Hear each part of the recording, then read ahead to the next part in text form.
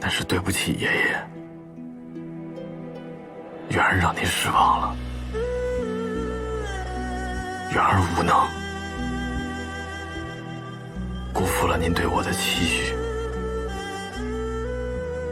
但元儿真的做不到您期许的，让您失望了。其实每次看到您对我失望，我的心里就像被寒冰刺痛一样。对不起，爷爷。现在崇火宫被查封了，元儿难辞其咎，愧对祖先。今日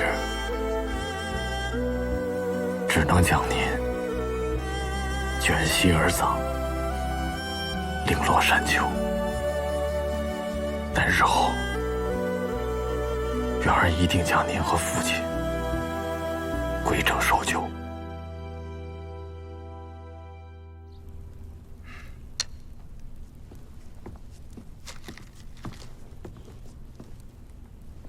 殿下，都交代好了，万事俱备，就差最后一步了。兹事体大，还请殿下速下决心。此期一旦下了，可就没有退路。殿下请放心，此局劫中有劫，四面楚歌，能解的唯有殿下一人，就看他们想不想走进这个生门了。好，通知禁军，让他们随时做好准备。是。师父，师父，崇火宫被查抄了。什么情况？弟子听说，好像是崇雪之和慕云没能够按时的交付军需，不仅二人要受到军法处置，崇火宫也因此被查抄。他们二人现在何处？他们最后一次出现时被押赴刑场，其余弟子被朝廷遣散，如今不知行踪。师父，崇火宫就这么没了？崇火宫被武林各派针对这么多年，都能顽强存活，如今却骤然瓦解，事情绝对不简单。那会不会是因为崇雪之练就了连神九式，引起了朝廷的忌惮？真正的原因还未可知。我灵剑山庄数年来都是崇火宫唯一的盟友，虽然也曾为了避嫌韬光养晦一段时间，可如今崇火宫遭此大难，若我袖手旁观，未免犹如我武林第一门派的名号。青梅，你放出消息，就说我灵剑山庄愿意收留流落在外的崇火宫弟子。若崇火宫就此消失，武林众人再失去了针对和抗衡的对手，我灵剑山庄也难保无虞呀。好，还有，崇火宫的瓦解一定有隐情，这几日你到崇火宫附近打探一下，看看能不能打探出一些线索。记住，低调行事，切莫被人察觉。是，师父。哎呀，二位请吧，就是这儿了。你看啊，这个院儿里呢长满了小树，夏天一定很凉快。还有那个地儿是做饭的，也很宽敞。这间房呢，是我胞弟留给我的。哎呀，好久没人住了，有点凌乱，小是小了点。哎，我觉得你们二位在这儿暂住啊，正合适。这儿觉得如何？比预想中好多了。好，既然这儿满意，那这房子我们就买下了。哎呦，这也太多了，这个不多，剩下的呢就当麻烦您去这周边的集市帮我们添置一些生活用品。哎，那好，那我这就去了。哎，这儿让你住在这儿，实在是委屈你了。你先休息一下，我去看看院子。大哥啊，大护法，你还有什么事儿啊？你认得我？哎呀，崇火宫那么有名气，我怎么能不认识你呢？你到底是谁？哎呦，大护法，你千万不要紧张啊！您放心，我就是当地的一个农夫。农闲的时候呢，我就会到安平县里打点散活。我给崇火宫送过铁器兵刃，所以啊，我见过大护法和公主，所以我认识您啊。那这房子真的是你弟弟的？哎呀，千真万确是我胞弟的，只不过当年啊，寒热病蔓延的时候，他们染病死了，我当时也差点活不了。幸亏崇火宫救了我们安平县的数万人。现在大护法和公主有难，我是为了报答你们的救命之恩。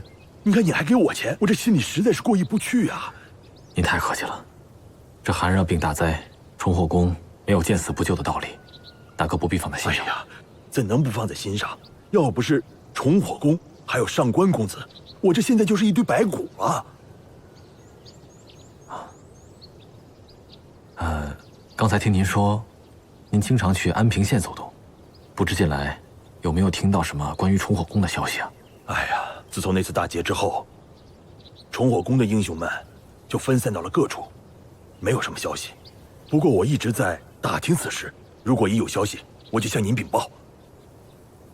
多谢大哥。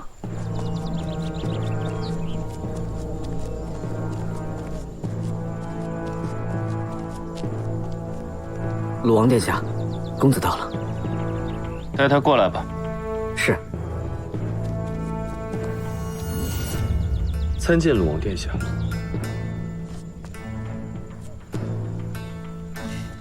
小透啊，近日来棋艺是否又有精进呢？鲁王殿下，有话不妨直说。上官透啊，顺势而为，不要逆流而上。还记得本王之前跟你说的，难道你想让自己的兵卒在这盘棋上被吃干抹净吗？殿下若肯放下心中执念，我立刻退出这局棋。哼，那是不可能的。本王的目的必须实现。殿下难道就不担心我当着整个武林的面拆穿你的计划？如果崇火宫还在，本王自然会有所顾忌。但是如今，这崇火宫已然不在了，本王还会害怕些什么？本王就明说了吧，当初铲除崇火宫，那就是为了扫除障碍。如今这个世道啊，早就不再需要武林了。殿下何必如此费尽心机？你为何不干脆直接派兵，将整个武林一起诛杀，岂不是更简单？哼，你说对了。本王刚向父皇禀明，崇火宫众人藏匿官家兵器，有意协助武林各派谋乱。本王自然协助父皇，全力弹压武林各派。你这就是无中生有。国师更应该知道，什么叫做有生于无，无生于有的道理。殿下，崇火宫究竟做错了什么？天下360行，崇火宫众人偏偏选择了5行，这就是他们的错。天下习武之人，不过是为了辅佐朝廷惩奸除恶，维护正义罢了。殿下何必要如此？就不劳你们这些江湖人士费心了。这些啊，都是朝廷的职责。回相州。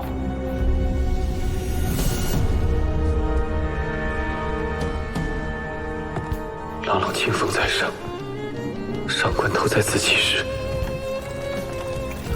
不管前路多么凶险，我都会守护之恩。不管他是逃犯还是公主，不管他是正道还是邪教，不管我能否与他相守一生，我都会护他周全，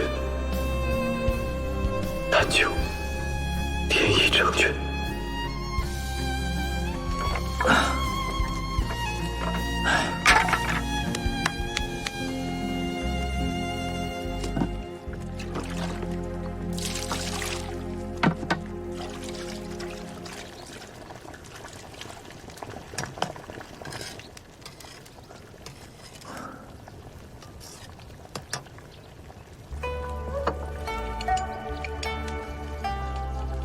远哥，你盯着我看干什么呀？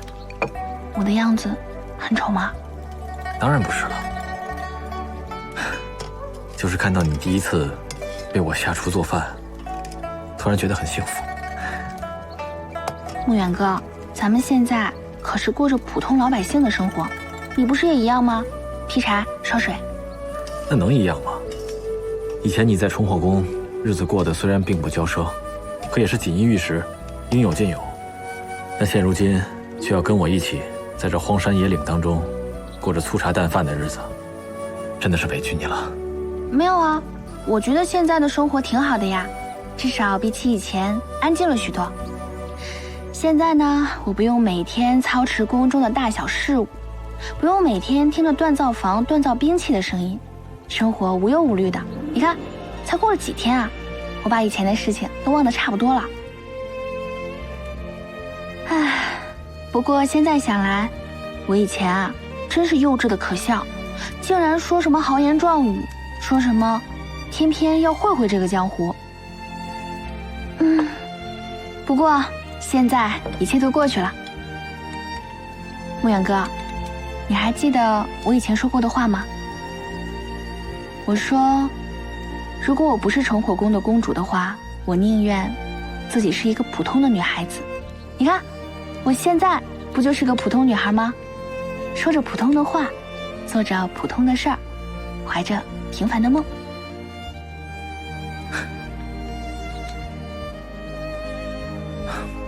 我记得以前在重火宫的时候，你总跟我唠叨说，没有什么自由，不能做自己想做的事情。现在好了，咱们俩都自由了，要不然吃完了饭之后，咱俩去打猎。好啊。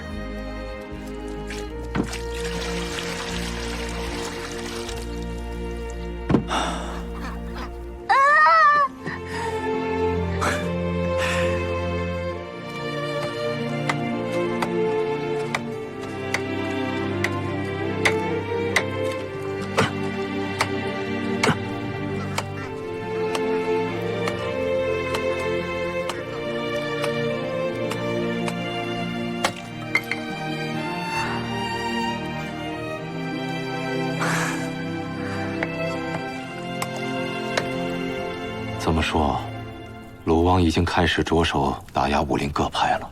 没错，到时候圣上批准了他的请求，武林势必会迎来一场浩劫。这鲁王殿下的手段还真够强硬的，难道他就不怕武林群起而反抗吗？父亲，是否要提前通知武林各派，做好准备？通知？通知什么？逃走还是反抗？这样恐怕是越抹越黑呀。桃儿，我要给官家上书。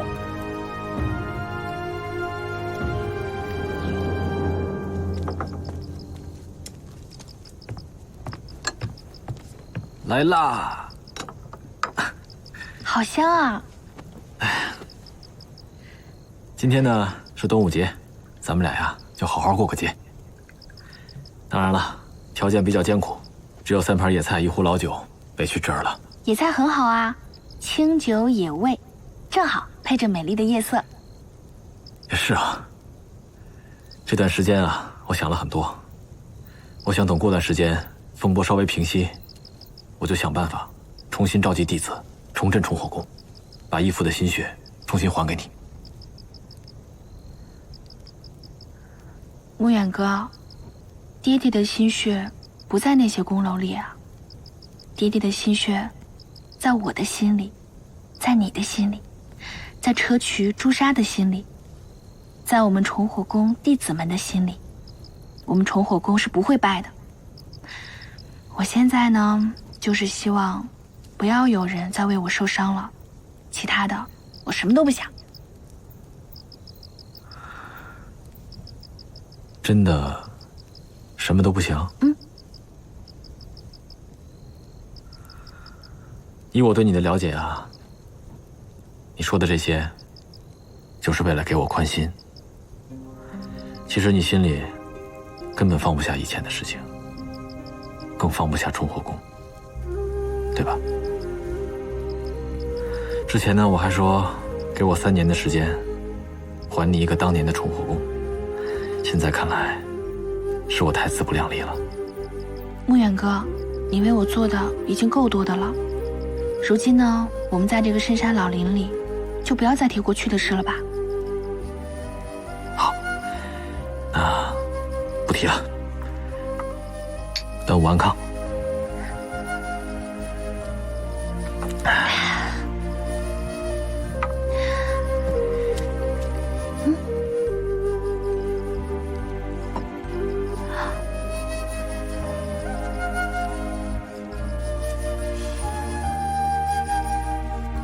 这是什么花呀？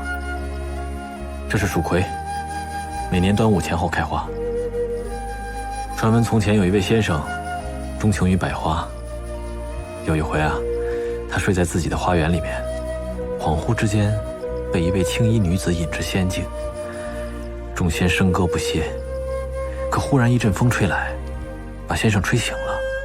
先生才发现，他周边什么都没有，只有一棵随风摇曳的蜀葵。先生恍然大悟，原来刚才美好的一切，不过是一场幻觉罢了。哦，这花不吉利，扔了吧。为什么要扔啊？这不过是个传说罢了。再说了，说不定那个先生醒来啊，每当看到这个蜀葵的时候，就会想起当天的美好事情呢。可幻觉迟早都会醒，越美好的幻觉，醒来之后不会越觉得残酷吗？吴远哥，你今天怎么了？怎么多愁善感的呀？来，吃饭吧。哎，我们吃饭。来。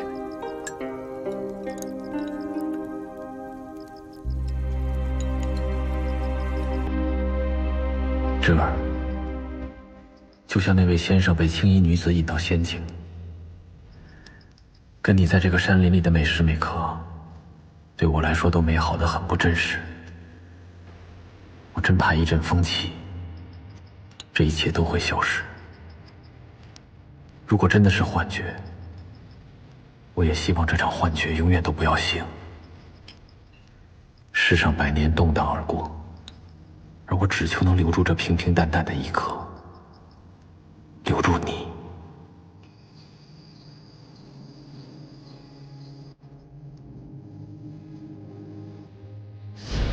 侄儿若喜欢，以后我每天为你摘一朵花。头哥哥，如果你的心还如从前，就不要让这朵蜀葵掉落。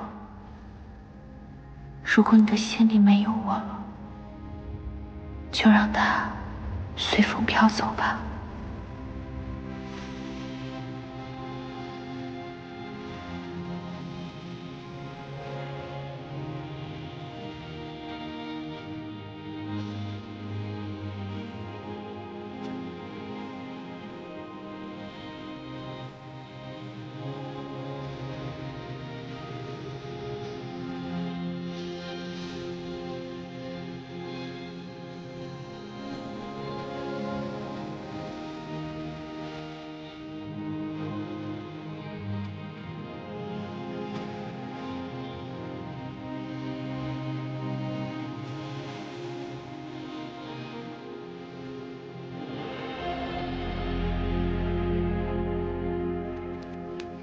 这儿，莫远哥，我在这儿呢。这一大清早的干嘛去了？哦，我去找我昨天在那儿捡到的蜀葵去了，但是却怎么都找不到了。就算你找到了，经历了一夜的风吹雨打，也不再是你初见时的样子了。那所有美好的东西都留不住了吗？不是留不住，只是比较容易错过罢了。什么都会变吗？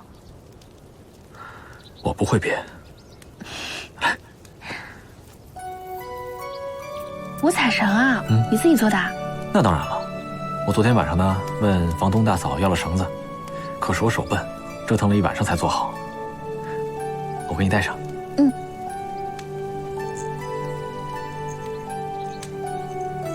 我长大以后就没有人送我五彩绳了。那这样，以后呢，每年的端午我都给你带彩绳，每年的中秋呢，我就给你做月饼。总之，以后的每一个节日，我都陪你一起过。谢谢你，牧远哥。别谢了，你这一个字都说了这么长时间了，耳朵都起茧子了。我不需要你谢我，我希望你能看见我。我去打猎。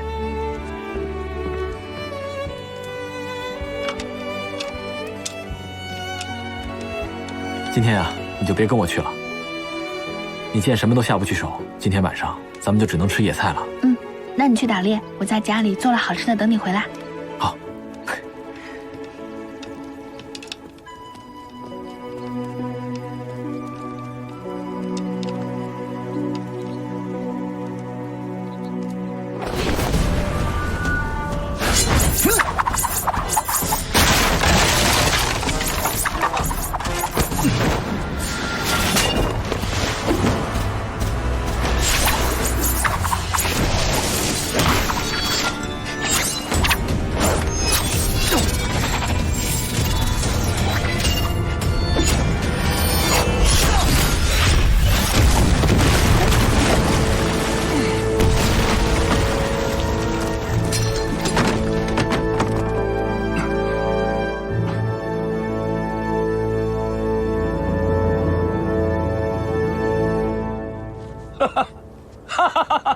好，这连神九式果然是威力无穷啊！刚刚练成了第6式，便可以以一敌百。那若是练成第9式的话，那岂不横扫千军？看来，可敌万人的战神传说都是真的。青梅，你过来。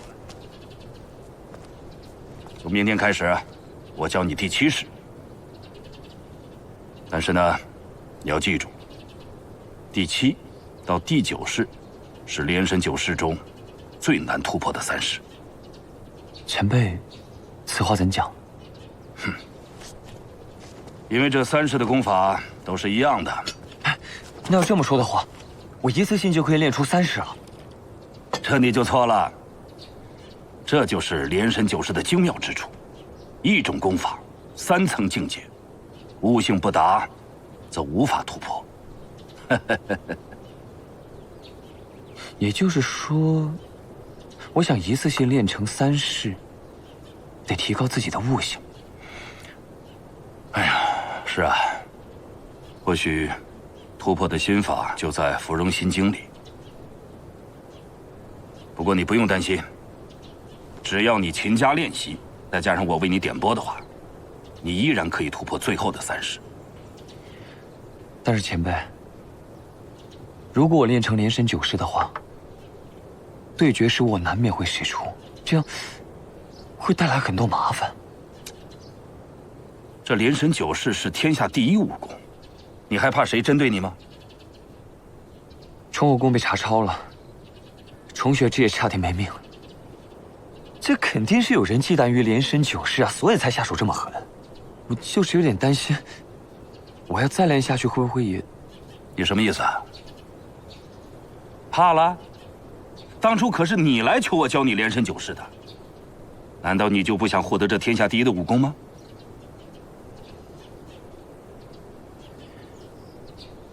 崇雪之也不比我差吧？这崇火宫不也说没就没了？错。崇火宫的覆灭跟连神9式的强大没有任何关系，那是因为连神9式不受官家权贵的控制。你想一想，自古以来多少绝世高手不是受命于权贵的？你再想一想，如果不辅佐权贵的话，他哪有机会崭露头角啊？崇雪之这例子正好给你提了个醒。提醒我什么？明知故问。前辈的意思，让我投靠关家。那不行。你要让我这么做，我是在背叛师门啊！背叛？夏青梅啊，我早就看穿你了。你说你呢，出身卑微，生怕别人看不起你，所以你拼命练功，夺得了英雄大会的榜首，为的就是得到林纵星的认可。但是呢，你又不甘心于灵剑山庄的虚极七剑，你想获得威力更强大的武功，因为你想当武林第一。您这话什么意思？这人呐，有理想是好事儿。凭你的实力，到了关家的军队里，你最少也得是个将军。但是你在灵剑山庄呢，你只能当一个低三下四的大弟子。哼，甚至林家的大小姐可以对你召之即来，挥之即去，你就甘心于这样吗？啊？哎呀，夏青梅，强者要学会在逆境中抓住机会。明天啊，大家再到这里，我给大家找差事做。今天啊，就散了吧，散了吧，各位，散了吧啊！明天再来，明天再来。管事，管事，等一下。管事，这不是砗磲跟朱砂护法？二位进来可好啊？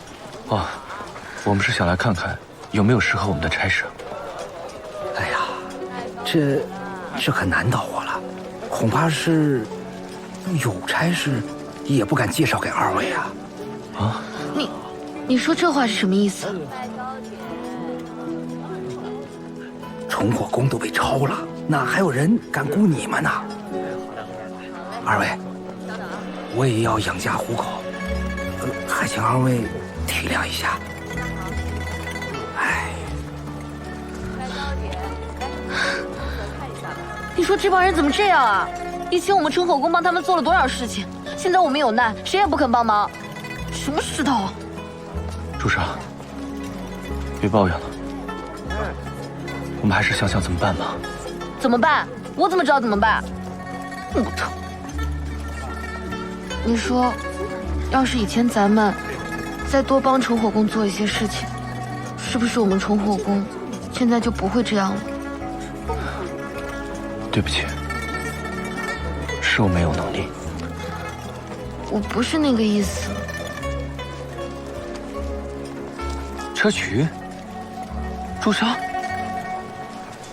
夏少侠，二位护法。夏少侠怎么在这儿？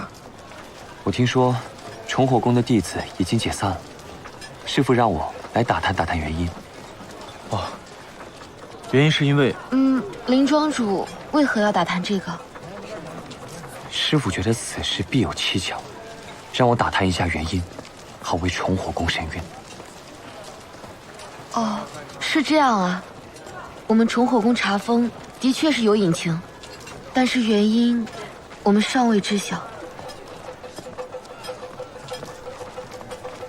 那二位今后如何打算？也还不知道呢，我们就想着能为公主多做些力所能及的事情。那不如这样，您二位就来我灵剑山庄安顿，如何？夏少侠，你这是……崇火宫与灵剑山庄本来就是多年的盟友了。此次崇火宫有难，灵剑山庄理应相助。这也是师父的意思，让我来召集已经被解散的弟子，来我灵剑山庄。朱砂，我觉得我们可以借助这个办法，将崇火宫的弟子召集起来。日后如若真的重建崇火宫，我们也可以为公主尽一份力量。有道理啊，夏少侠，多谢灵剑山庄慷慨相助，那召集弟子的事情就交给我们吧。好，那二位今后若是有什么需求，随时来灵剑山庄找我。告辞。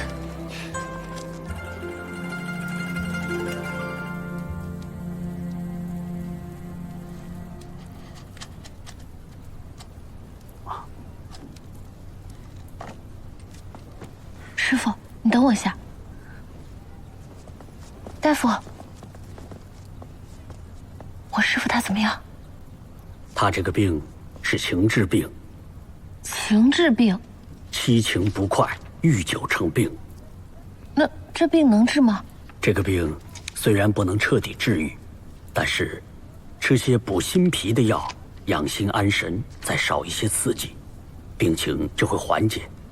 不过你要提醒他，以后再不能动情动心，不然很容易导致旧病复发。大夫，就没什么办法能让我师父的病彻底好起来吗？目前也只能这样了，我给他开副药。多谢大夫。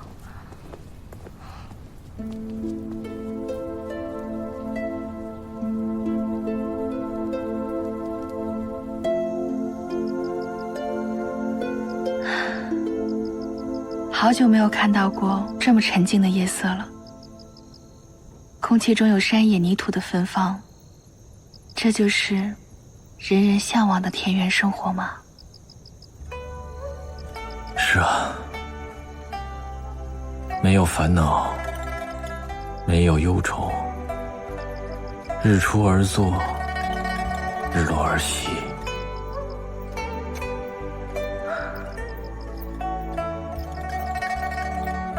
这儿你看，萤火虫。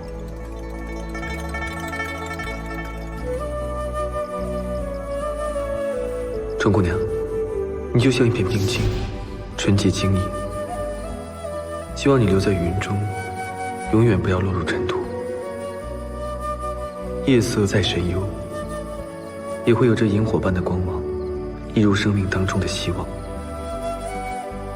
姑娘，千万不要灰心丧气。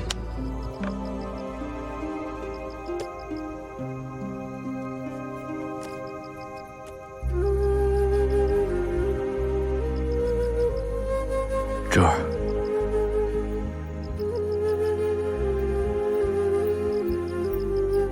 这儿，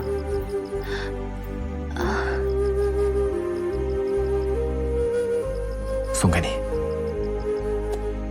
这是什么？打开看看。好漂亮呀！这一定很贵吧？穆远哥，咱们现在在这深山密林之中，我也用不上这么贵重的首饰呀。我知道你是心疼我，想让我开心，可是这个我的确用不上，不如我们把它换成米面吧，啊？那怎么行啊？之前在崇火宫的时候，我虽然也会帮你置办一些珠宝首饰，可那些呢，最多算是锦上添花。但这副耳坠不一样，我把它当做将来要送给你的彩礼。穆远哥，你别说了。芷儿，听我说完。我这辈子最快乐的时光，就是咱们小时候，每天就想着练功，练功。可练功之后呢，就想着陪你玩。后来，我在崇火宫的祠堂，当着崇火宫的列祖列宗发誓，这辈子无论如何都要护你周全。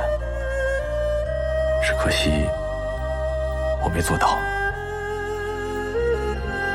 芷儿愿不愿意陪我一起，亲眼看见崇火宫在我们的手上恢复往日的威冕？穆远哥，别着急回答我。还是那句话，我给你时间考虑，绝不逼你。等你考虑好了，无论结果如何，告诉我便是。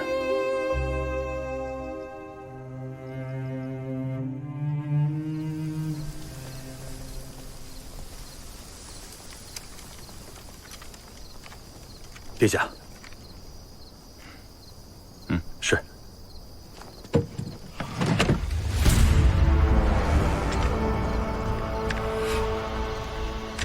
这是崇火宫打造的墨刀，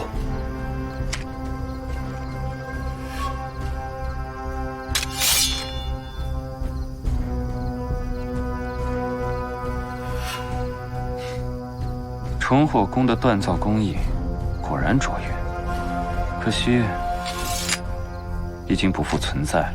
是，就把这箱东西当作礼物送去国师府吧。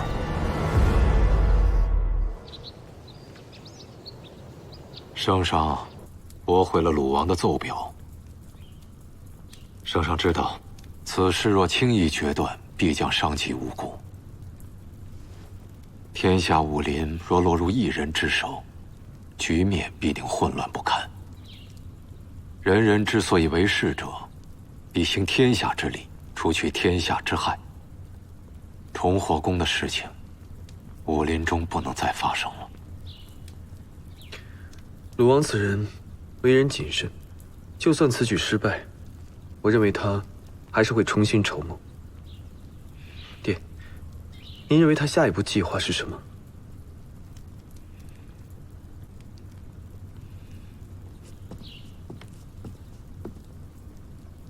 国师大人，门外有几个武林人士想见你。哦，找我何事？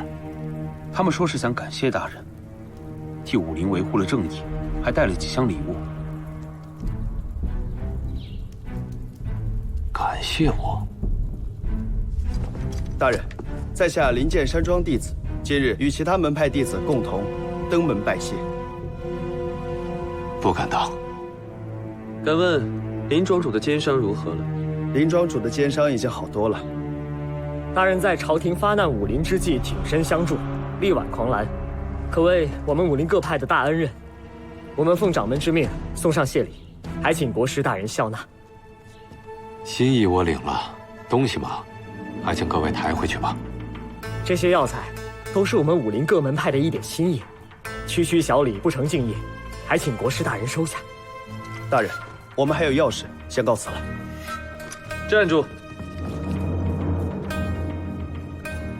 父亲在朝堂之上的言行，从未向任何人透露过。你们是如何得知的？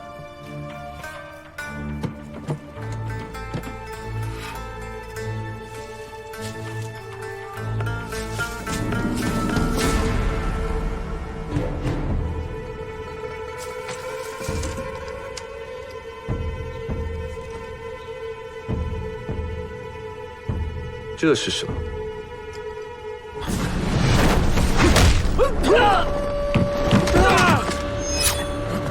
说，谁派你们来的？外面的禁军是不是你们带来的？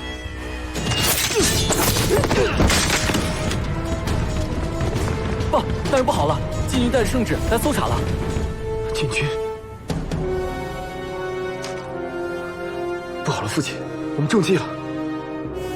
鲁王他上奏是假，陷害是真。这些都是鲁王派来的死士，人已死，可这墨刀证物还在。鲁王想强加给我的罪名已经坐实了。鲁王这次来者不善，他是想置我于死地，这不能留。徒儿，你得马上离开。可是父亲，去拖住禁军。是。父亲，我不能走。禁军马上就要进来吗？我得留下来替您证明清白。这是鲁王的圈套，你要是留下来，那就正中他的下怀了。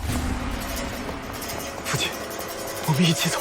不行，我是国师，我如果这个时候离开这儿，那就是叛逃。我们上官家背上这个罪名，那就永远没办法洗清了。徒儿，你得离开这儿，去阻止鲁王。可是父亲，无命！立刻带公子离开这儿。父亲，公子，想您一个人走啊！父亲，走！父亲，您自己小心。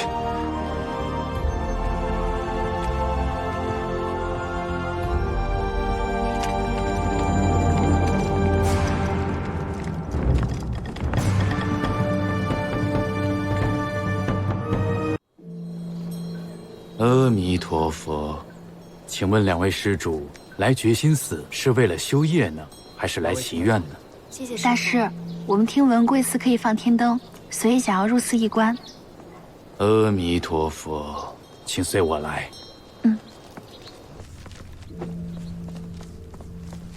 两位施主请。还有吗？好的，那就写上去。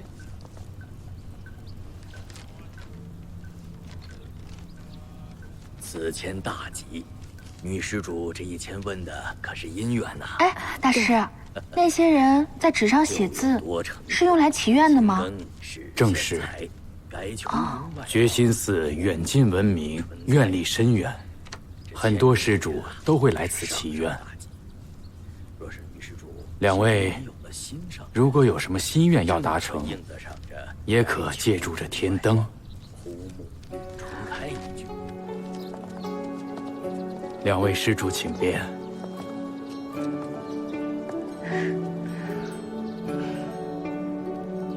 疯子，你带我来这儿干什么呀？师父，这间寺院啊，叫觉心寺。听说只要来这里祈福，就可以心想事成。你是想治好我的病吗？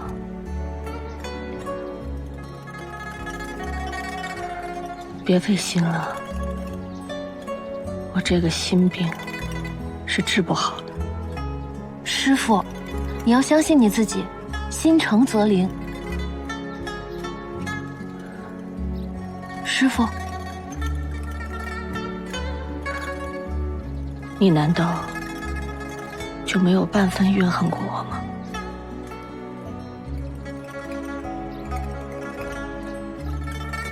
记得你初到灵剑山庄的时候，我娘刚刚病逝。那个时候，我每日都很沮丧。你告诉我爹说，有办法让我走出伤痛，于是我爹便让我拜你为师。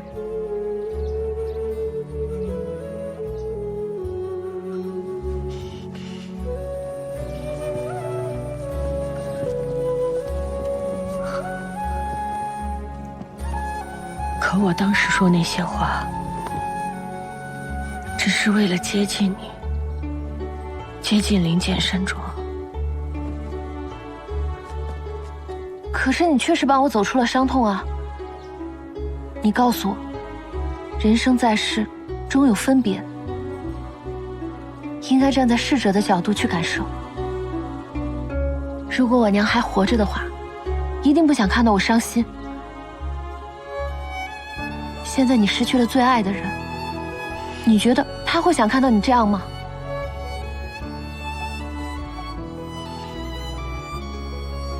成哥是不会在乎我的感受的。可是我在乎。师父，从小到大都是你在照顾我，在我的心里，你是非常重要的人。我不想看到你再继续消沉下去了。现在的疯子已经可以照顾你了，也可以成为师父你的依靠啊。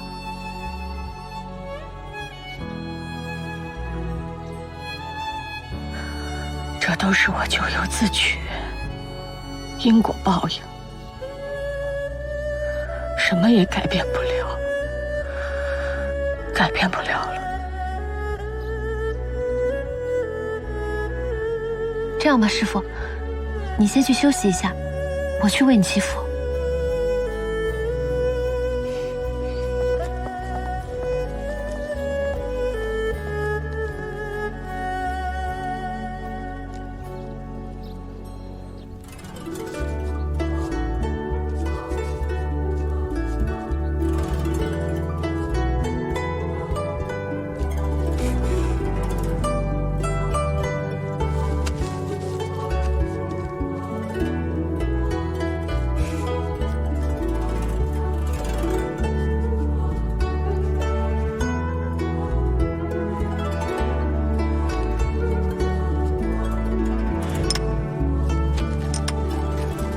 1、2、3。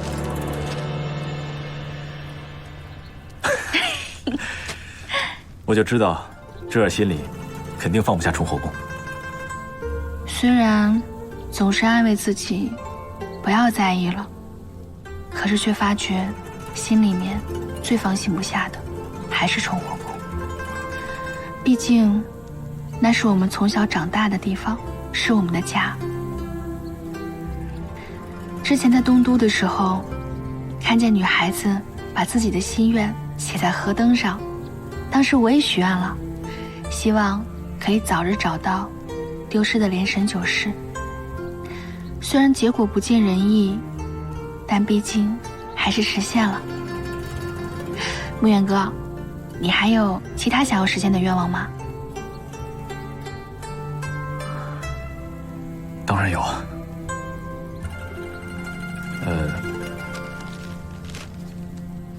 大师，麻烦您，晚上我们来取。好。相见正如不见，有情何似无情啊！大师是在跟我们说话吗？何以飞花去，何以不得见？身在红尘，心如明镜，佛法无边，只度有缘人呐。大师这是何意啊？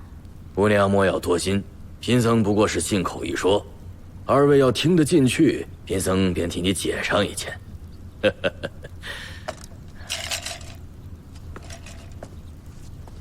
想要解什么，心里便想什么，随便抽一件便可。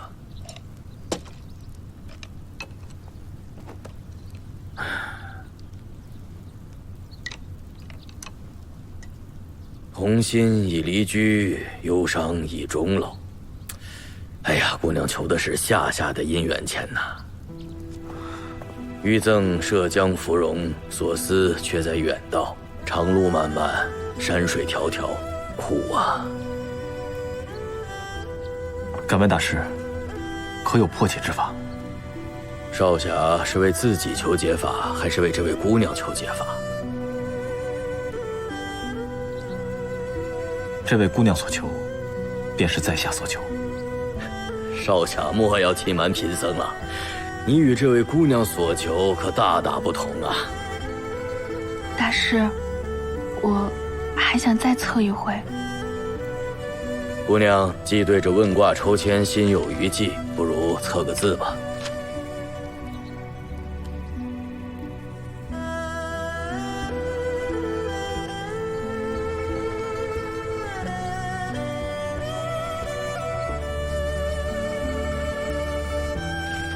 等，从诸从嗣，嗣，观曹之等平也。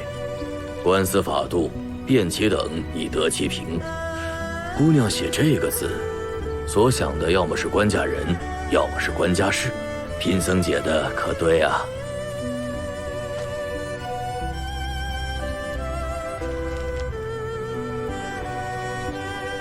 大师，不管是官家人还是官家事，能不能请您详解？放下。我两手空空，大师是想让我放下什么？手空心不空，心一动，人也妄动，动则生念，一念离真呐，尽皆虚妄啊！大师的意思是让我放下心中所念。苦海无边，回头是岸。因你所执，生他人所执。过去心不可得，现在心不可得，未来心亦不可得。缘分已尽，只有放下，静观其变，才能看清利弊。看清以后舍去，所想之人，人与事才能安然呐。想必姑娘是吃够这等字之苦了吧？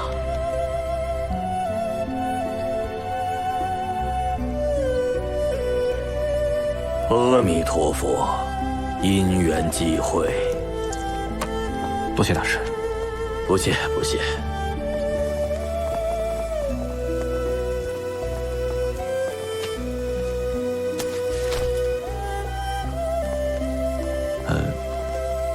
这儿别太往心里去啊。无眼哥，我没事儿。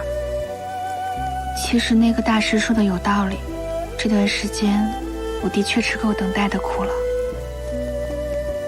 其实，芝儿心里所想，也是我心里所想。倘若芝儿决定一直隐没江湖，我陪着你，咱们俩永远隐居山林。倘若智儿想要重出江湖，那我也陪着你，咱们去把崇火宫夺回来，不管对手是谁。总之，智儿想要的，我都会为你做。穆远哥，谢谢你一直陪着我。我现在想要做的，就是跟你一起放天灯。嫌犯上官行舟，正是老夫。为何私藏兵器铠甲，意图谋乱？老夫未曾谋乱，老夫是清白的。清白。崇火宫公主崇雪之，大护法宇文穆远受你指使，藏匿官家兵器。二人计划败露，被抓入狱之后，你动用关系将二人释放。此后，你为了包庇逆贼，魅惑圣上，驳回弹压武林奏疏，犯了欺君之罪，证据凿凿，你还要为自己辩解吗？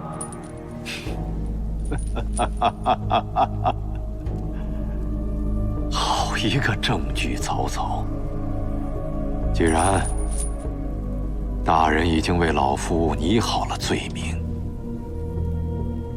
那老夫再做辩解，也于事无补啊。你的同谋上官透现在何处？我听闻谋乱之事，他可是参与了不少啊。欲加之罪，何患无辞啊！犬子从未参与过谋乱，他也绝不会参与谋乱。上官行舟，你现在把他供出来，我尚且还能从轻处罚。倘若你包庇纵容，你们父子二人死罪难逃。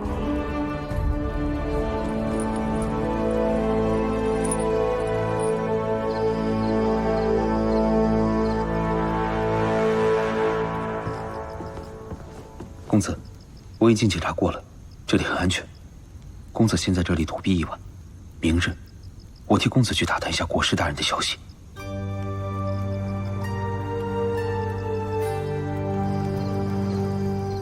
穆远哥，许个愿吧。智儿先许。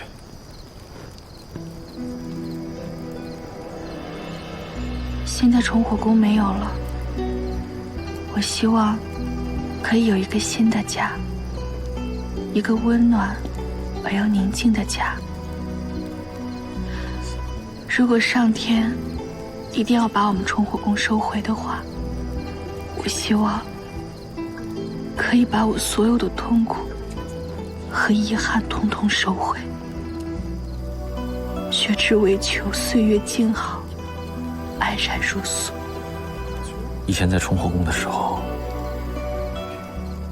我的职责就是保护智儿，守护崇火宫。对她的爱，我从来没有争取过，一直埋藏在心底。但现在，我想祈求老天给我一个争取的机会。崇火宫没了，我希望给他一个新的家。1、2、3。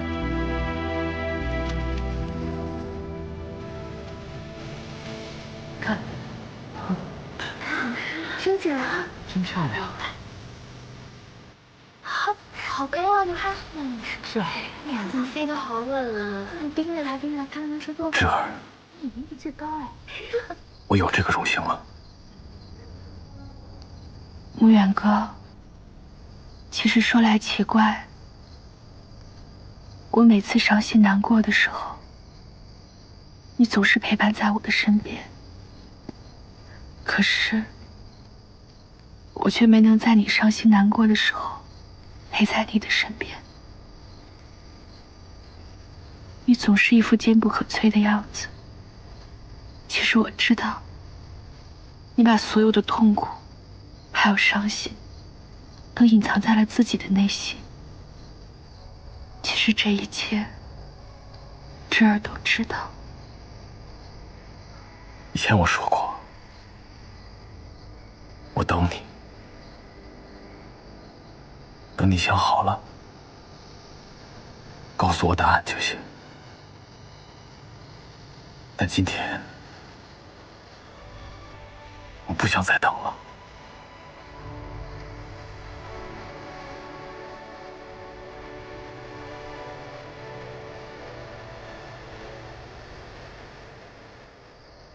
我希望一直陪在你身边，一直护你周全，一辈子做你的守护星。嫁给我好吗？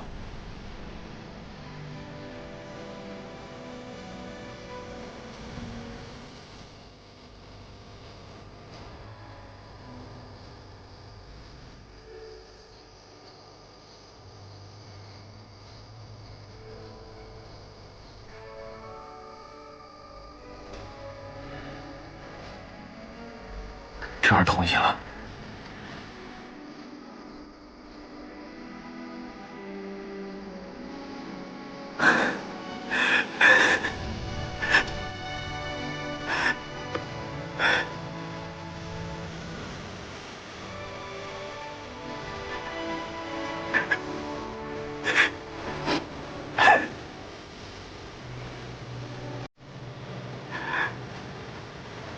穆远哥，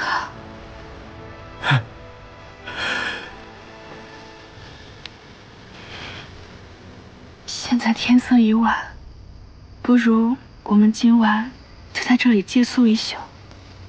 我先去跟他们说一声。好。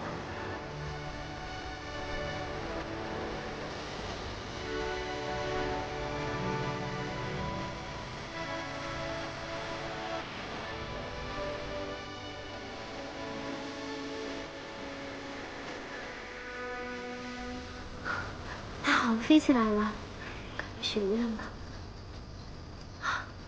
希望我们全家人都平安健康。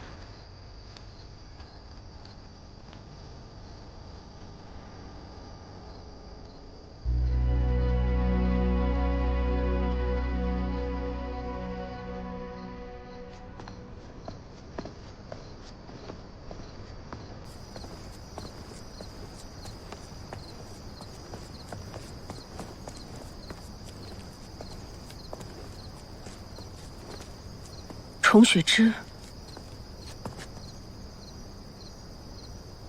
是你？你想干什么？我不会再伤害你了，你不要害怕。我害怕？你帮着封城，算计我们崇火宫。如今崇火宫被查抄了，你满意了？我不知道会有这么严重的后果，对不起。你能原谅我吗？袁双双，你为虎作伥，害得我崇火宫家破人亡。事已至此，我不会对你有任何的苛责。但你想让我原谅你，休想！我知道你不会原谅我，凤子也不应该原谅我。上官头，他更不应该原谅我。都是我毁了他们的清誉。你说你毁了他们的清誉，什么意思？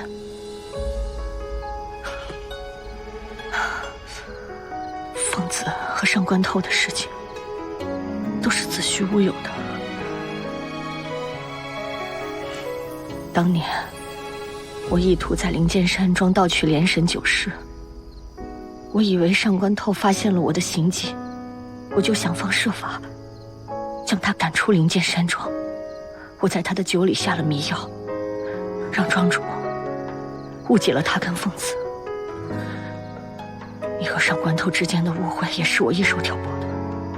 上官头知不知道这些事是你干的？知道，知道是我做的。我知道，就算我死，可能也无法弥补。当时我只是为了能和风城在一起，所以我什么事情都肯为他做，甚至违背了我做人的原则。但我真的很羡慕你，因为有一个人为了你，愿意不顾一切，甚至不惜牺牲自己的性命去华山救我。你说是谁舍弃性命来华山救我？还能有谁啊？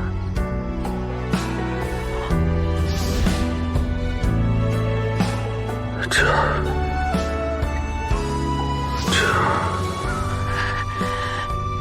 把我从凤城手里救走的，不是穆远吗？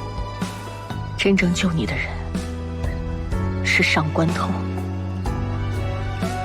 他为了救你，被打得遍体鳞伤，最后甚至想要自刎，用自己的性命换取你的命。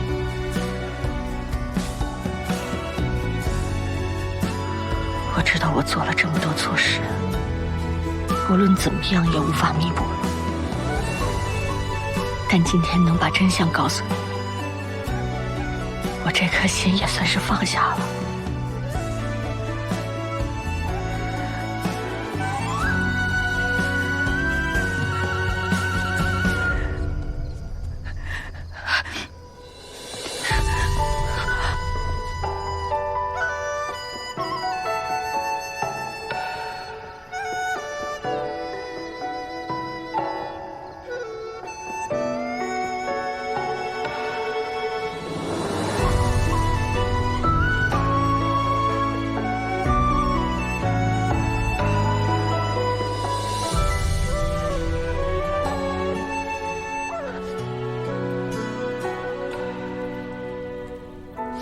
来劳烦大护府带侄儿回崇火宫，好生照顾。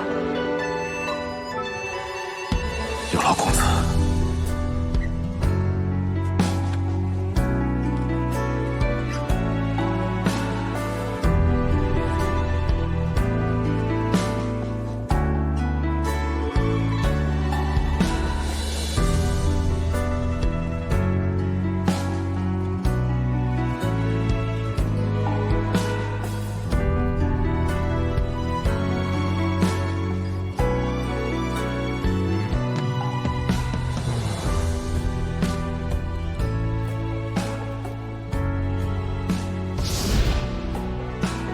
别怕，有我在。崇火宫的列祖列宗在上，宇文穆远今日在此，以性命立誓，今生今世，不管是与华山派为敌，还是与整个武林为敌，我都会竭尽所能护侄儿周全。如若违背此事，不得好死。但我希望从今往后，我能换个身份，守护你一生一世，可以吗？我要保护的人，他是你，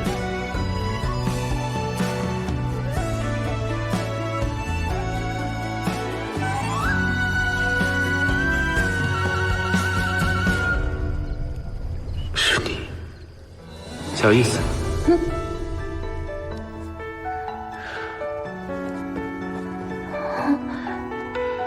谢谢。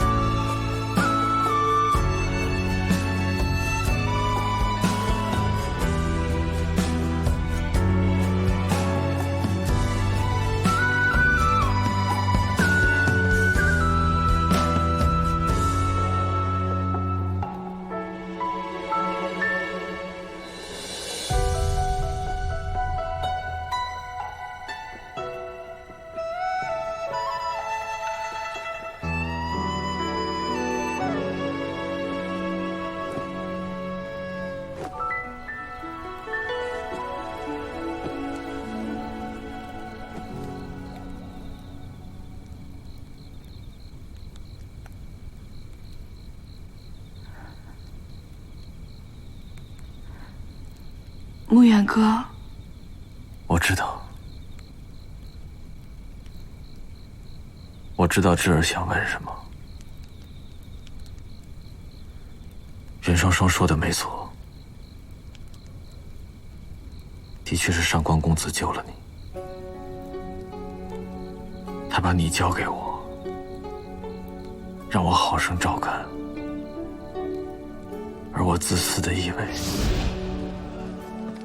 只要不告诉你事实的真相，等日子长了，也许你会渐渐忘记他，安然地爱上我。对不起，我做错了。穆远哥，我不想辜负你，但我清楚地知道，我心里面只爱他。如果我带着对他的思念和愧疚跟你成亲的话，我们都不会幸福的。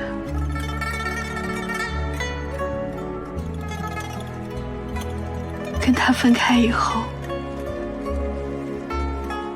我一直不停地在自己心里骗自己，骗自己已经不爱他了，骗自己已经忘记他了，骗自己可以不再等他了。我真的差一点就做到了，可是当我知道事情发生的种种原委之后，我真的没有办法再骗自己了。智儿，能不能告诉我，你是什么时候爱上他的？我不知道，可是我可以为了他做任何事情。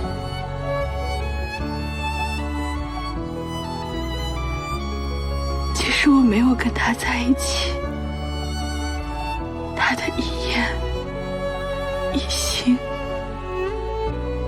无一不让我牵肠挂肚。我能够明显感觉到这份入骨的悲伤和牵挂。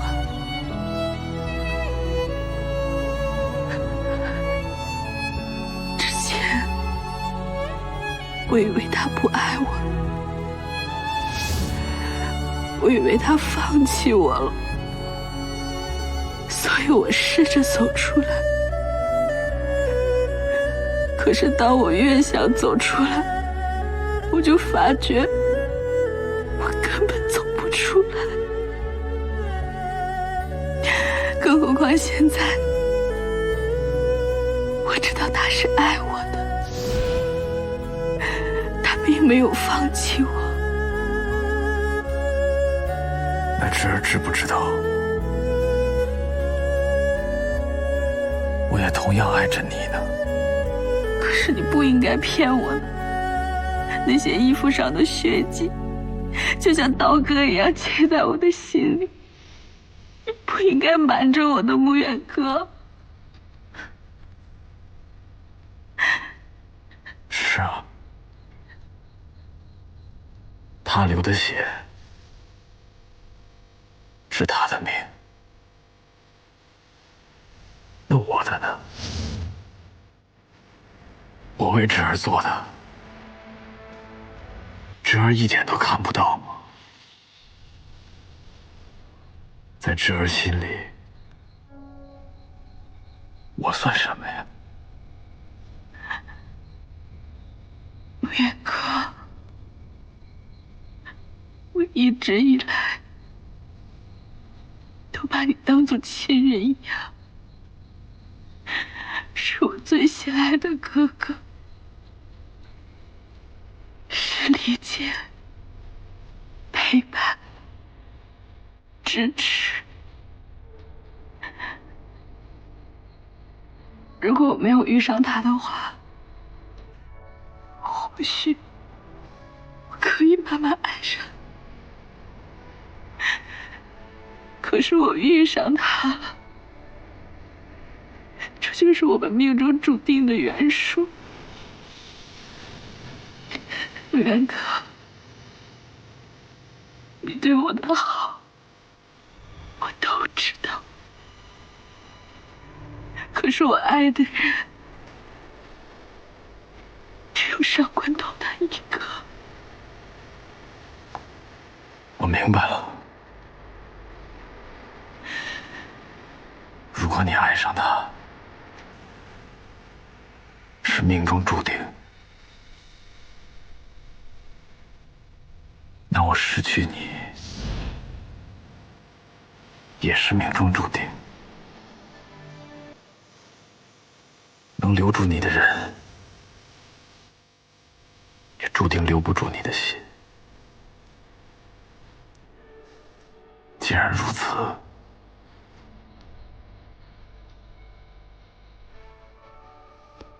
去找他吧。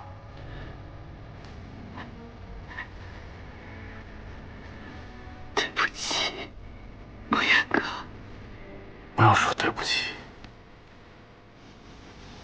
侄儿没有做过对不起我的事情。以前我说要护你周全，我没做到；说帮你重建崇火宫，也没有做到；还说给你一个温暖的家，可还是没做到。所以从今往后，我就只剩下一个愿望，希望侄儿可以幸福、安然地活着。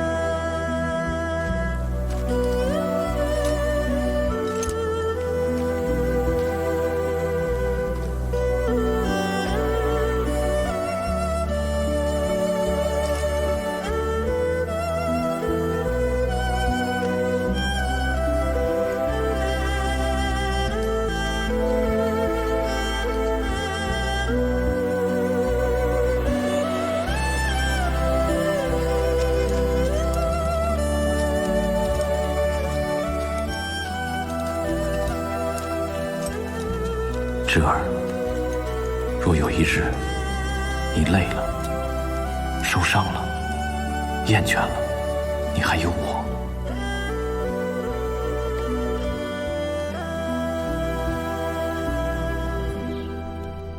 恭喜王妃，您有喜了。你确定吗？确定无疑呀。王妃娘娘，您啊，务必要注意休息，从今往后切忌惊吓，也不要舟车劳顿。稍后我给您开几剂安胎的方子，您定要按时服用啊。国师勾结武林乱贼，私藏兵器，意图谋乱，以按谋乱之罪，关进大牢。其父子、妻妾、兄弟年过16的，皆被判绞刑，财产全部充公。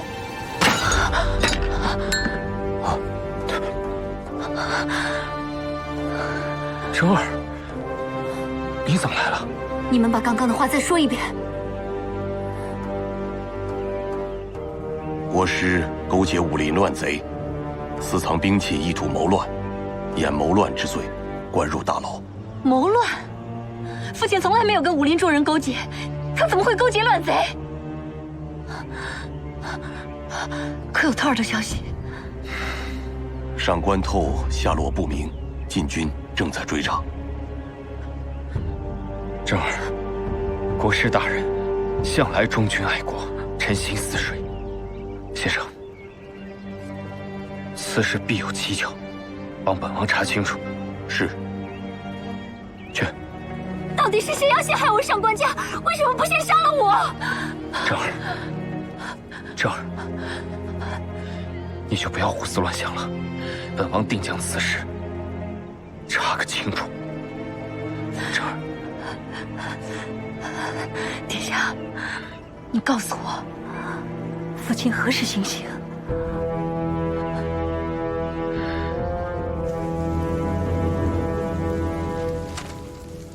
公子，你已经在绞刑名单上，15日后就要行刑。无命回来的路上，看见有禁军正在搜查附近的院子，恐怕这里已经不安全了。我们应该尽快撤离。我不想过东躲西藏的日子。父亲含冤入狱，我一定要想办法替他伸冤。公子，你只有保全了自己的性命，才可能有机会替国师大人伸冤呢。所有人出来，走，过来，走。有没有见过画像上的人？有没有见过这个人？没有。我们被包围了。公子，我去引开他们，你找机会逃走。在东边树林汇合。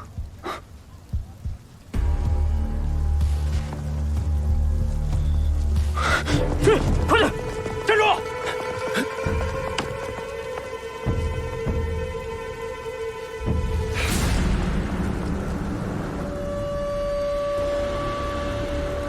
上官公子，不用担心，在下是太子的左右卫，我等奉太子之命，带公子前往藏身之所。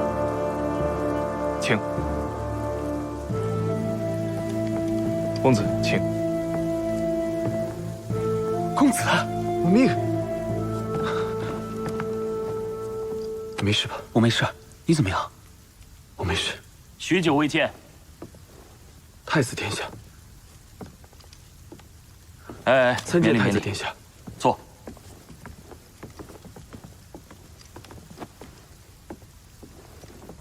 上官透，现在整个东都的禁军都在找你，若不是本王有意庇护，恐怕现在你已经跟国师大人一起入狱了。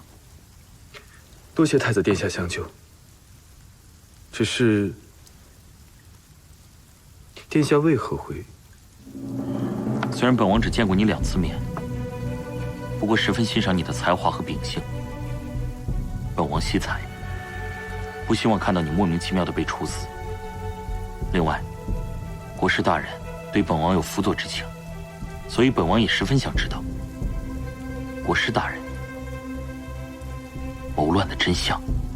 殿下，家父对圣上忠心不二，时刻为百姓着想。殿下难道相信他会谋乱？难道说国师大人是被冤枉的？在下目前虽然还没有证据，但是我愿意用性命作诗。家父从来没有勾结武林人士，更何谈意图谋乱？可是禁军明明在国师府中找到了崇火宫藏匿的兵器以及铠甲，